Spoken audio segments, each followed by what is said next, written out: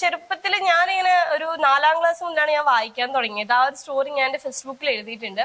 ഇങ്ങനെ സംസാരിക്കാൻ ഇഷ്ടമുള്ള ഒരാൾ. അപ്പൊ വീട്ടിൽ അങ്ങനെ നല്ല ലിസ്റ്റേഴ്സ് ഉണ്ടായിരുന്നില്ല. അപ്പൊ അങ്ങനെ ഒരു പോയിന്റിലാണ് ഞാൻ കൂടുതൽ ടൈം ബുക്ക് വായിക്കാൻ തുടങ്ങിയത്. ഇപ്പൊ എന്റെ ഫ്രണ്ട്സ് ആണെങ്കിലും ഇപ്പൊ ഞാൻ ഒരു +2 വരെ പഠിച്ച ഫ്രണ്ട്സിന്റെ അടുത്ത് എനിക്ക് ഇപ്പൊ ഒട്ടും കണക്ട് ചെയ്യാൻ പറ്റുന്നില്ല.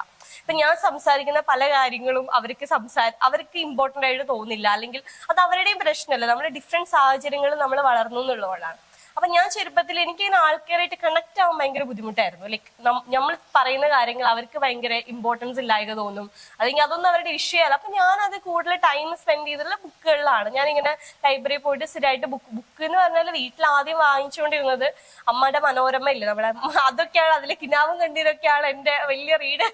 അപ്പൊ അത് അമ്മ കാണാതെ കണ്ടാട്ടി കിട്ടും. അതിങ്ങനെ ഭയങ്കരമായിട്ട് പെൺകുട്ടികളെ സെക്ഷലി അബ്യൂസ് ചെയ്യുന്നത്, ചതിക്കപ്പെടുന്ന കഥകളൊക്കെയാണല്ലോ.